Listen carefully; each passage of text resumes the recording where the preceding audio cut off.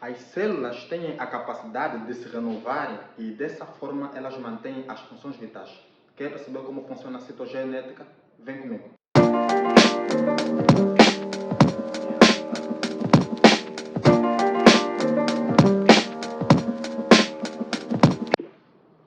A renovação das células depende do ciclo celular, o processo que permite que novas células substituam as células velhas. A interfase é a fase de preparação de uma célula e que é a fase mais demorada e que antecede a divisão celular propriamente dita. Essa interfase ela possui três fases, em que nós temos a fase G1, a fase S e a fase G2. E podemos acompanhar. A fase G1 é a fase que permite que a célula cresça em tamanho e se diferencie. Essa diferenciação é super importante porque a gente precisa perceber que precisa ser renovada e substituída. É uma célula intestinal, uma célula hepática, uma célula muscular e por aí em diante. Logo é importante que uma célula cresça em tamanho e que se diferencie para que ela seja alocada em uma parte específica e necessária. Quando nós passamos à fase G1, nós temos esse ponto aqui, em que nós chamamos de checkpoint ou de verificação. Isso, como podemos ver aqui.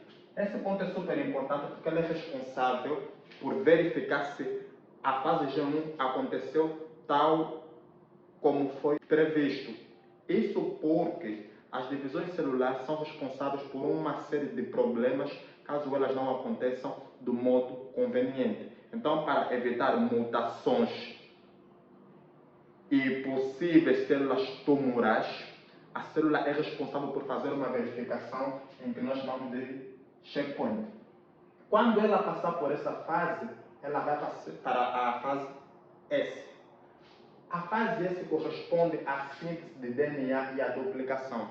Se nós vamos agora transformar células velhas em novas, é importante que a gente consiga manter o material genético que uma célula possuía. E dessa forma é importante que a gente agora faça com que o nosso DNA cresça e que ele agora se duplique de uma forma semi-conservativa, que é um processo interessantíssimo. Quando essa fase S termina, nós voltamos a um checkpoint para novamente verificar se esse processo é conveniente e assertivo.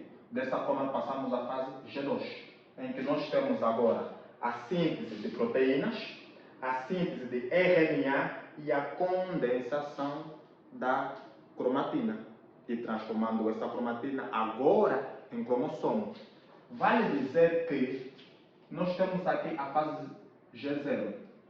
Nós temos apenas um tipo específico de células, que são as neuronais, que elas, após a sua divisão, elas estacionam, nunca mais voltam a se dividir, ou seja, se nós perdemos um neurônio, ele morre e já não tem como se renovar. E é o que acontece com a fase G0. Mas ela tem uma segunda função, além de estacionar. Acontece que as células, às vezes de modo programado, elas precisam morrer para que não passe uma célula defeituosa para a substituição de uma célula velha. Então, sempre que a fase G1 não acontece de modo efetivo e a célula se aperceba disso, ela logo é transferida para uma fase G0, em que ela morre, para uma fase estacionária. As CDQ e as ciclinas atuam também nesses pontos de checagem específicos, porque elas são proteínas responsáveis por acelerar ou desacelerar a velocidade com que acontece essa divisão celular, que passa pela interfase, que é a parte mais demorada do ciclo celular, e que só depois passa para a divisão celular propriamente dita.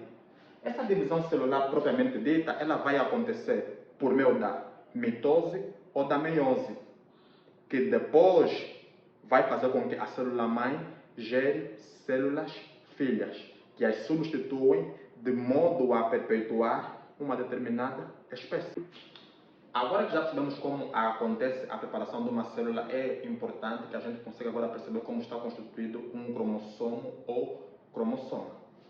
Então podemos olhar para aqui, nós temos um telômero, que é uma parte responsável por dar estabilidade ao cromossomo. Ele se baseia tanto na parte de cima quanto nesta de baixo.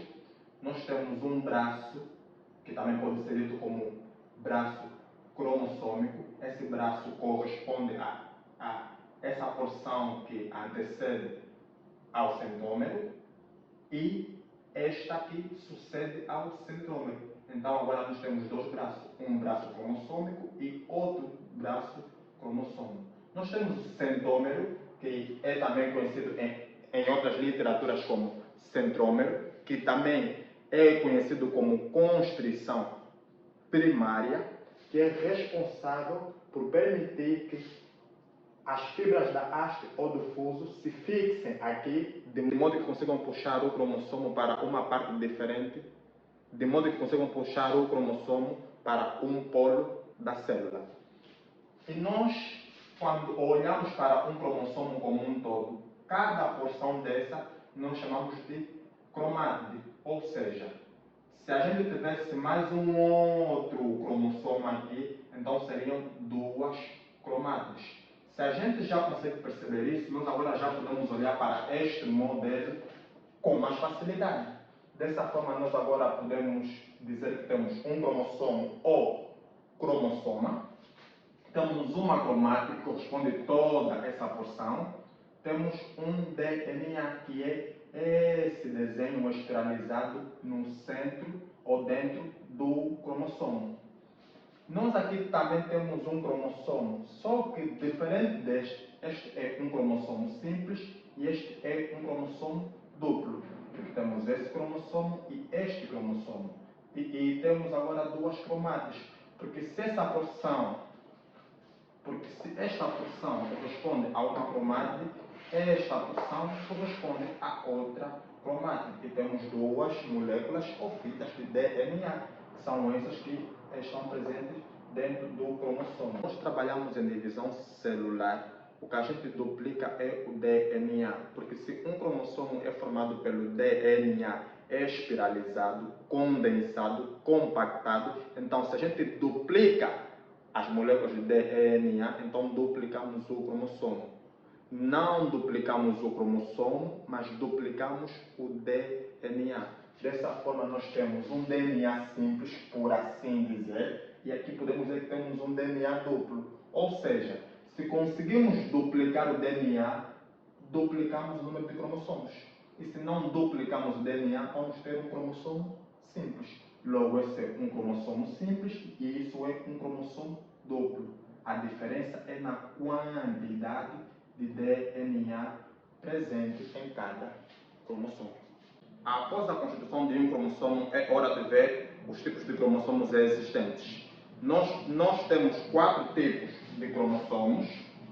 Esses cromossomos são definidos fundamentalmente pela presença do centrômero ou do centrômero. Este centrômero acaba ganhando uma nova função, ou seja, além de ser a parte importante para a fixação das fibras do fuso, ele também define os tipos de cromossomos existentes. E nós temos um tipo que é o metacêntrico, onde o centrômero está na parte média entre um braço e outro braço do cromossomo. Nós temos o submetacêntrico, onde temos o centrômero um pouco acima da zona média. Nós temos o apocêntrico, que está bem acima em relação ao submetacêntrico, e temos o telocêntrico, como diz o nome fim, que se projeta praticamente no início de um braço do cromossomo. Vale dizer que na espécie humana existem indivíduos com cromossomos telocêntricos e que este cromossomo é pertencente a uma espécie muito comum, conhecida como mosca da fruta ou a Drosophila melanogaster. Em relação ao número de células, elas podem ser diploides ou haploides. De outro modo, nós estamos a dizer que as células diploides são aquelas que estão completas e representamos por 2N, e as células haploides são aquelas que estão incompletas e representamos por N. O que seria uma célula completa? Nós estamos a dizer que se um indivíduo foi formado, veio ao mundo, ele teve a célula da mãe e a célula do pai. Nesses casos, quando juntamos a célula N da mãe e a célula N do pai, nós agora temos células 2N. E por ser 2Ns e por estar completa, nós chamamos de diploide. Um indivíduo haploide é aquele que tem a célula N. É verdade que não acontece na espécie humana casos de um indivíduo com célula N, mas na formação de um indivíduo, a mãe vai passar metade e o pai vai passar outra metade. E com relação a isso, nós chamamos de célula N, ou seja, haploide. E se já estudamos isso, agora podemos olhar para esses esquemas fantásticos, podem fazer uma fotografia ou pausar um vídeo. Nós temos o esquema para mitose. Com relação à mitose, nós temos as células somáticas. Células somáticas são aquelas células que representam todo o corpo, exceto as células germinativas ou gaméticas. Células essas que vamos referenciar mais tarde. Nós temos noção que para que aconteça a divisão celular, nós passamos sempre pela interfase. Então, desta forma, uma célula vai passar por todos os processos da interfase, ela vai crescer na fase S e vai se dividir dando para uma célula 2N duas filhas 2N. Isso porque a gente já sabe que a mitose é um tipo de divisão celular em que uma célula mãe dá origem a duas células filhas totalmente iguais a elas, com o mesmo número de cromossomos. Ou seja, se uma célula por divisão mitótica, mitose, for 2N, vai originar filhas também 2Ns. Isso porque elas têm de ser iguais às células mãe.